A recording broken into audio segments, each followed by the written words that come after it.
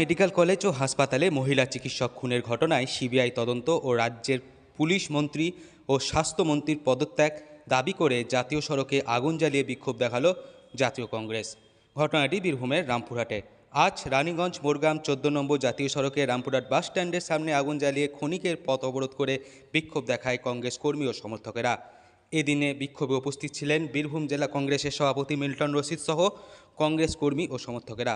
তাদের দাবি, মহিলা চিকিৎসক খুনের তদন্ত সিবিআইকে দিয়ে করাতে হবে এবং এই ঘটনার দায় নিয়ে অবিলম্বে রাজ্যের পুলিশ মন্ত্রী ও স্বাস্থ্যমন্ত্রীকে পদত্যাগ করতে হবে। এই কর্মসূচি ছিল কলকাতার মহিলা ডাক্তারকে ধর্ষণ করে খুন করা হয়েছে, সেই খুনের একজনকে গ্রেপ্তার করেছে।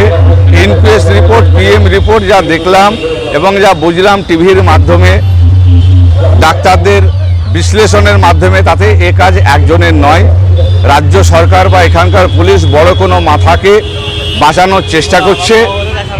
আমরা চাইছি বড় মাথাকে যেন অবিলম্বে গ্রেপ্তার করা হয়। যদি রাজ্য পুলিশ না পারে, দয়া করে সিবিআইকে দিয়ে দিন। আর পশ্চিমবঙ্গে যে অরাজকতা চলছে, স্বাস্থ্যকেন্দ্রে যে অরাজকতা চলছে, তার জন্য মাননীয় পশ্চিমবঙ্গে পুলিশ মন্ত্রী এবং স্বাস্থ্যমন্ত্রীর পদত্যাগ চেয়েছি। আমরা কর্মসূচি দেখলেন বাসস্ট্যান্ডের পাশে আমরা টায়ার জ্বালিয়ে ডাক্তারদের পক্ষে আমরা একটু আন্দোলন করলাম।